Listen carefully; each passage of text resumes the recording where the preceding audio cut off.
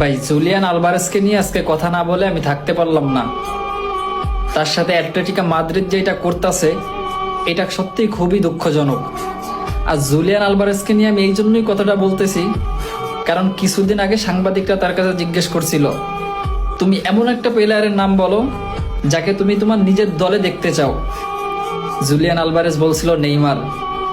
Neymar যদি Argentina এসে খেলে তাইলে আমি সব থেকে খুশি হব।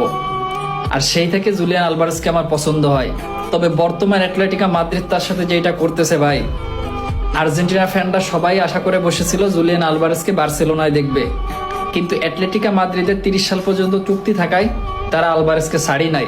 তবে কালকের ম্যাচে আলভারেজকে শুরুর একাদশেও নামায় নাই, 66 মিনিটে নামাইছে। মানে এমন একটা পজিশন, তাকে ভালো কোনো ক্লাবে যাইতেও দিচ্ছে না, দলের মূল্যবান প্লেয়ার হিসেবে গণ্যও করতেছে না। তো এইভাবে যদি জুলিয়ান আলভারেজের সাথে করতে থাকে, আমার তো মনে হয় তার ক্যারিয়ারটাই শেষ হয়ে যাবে।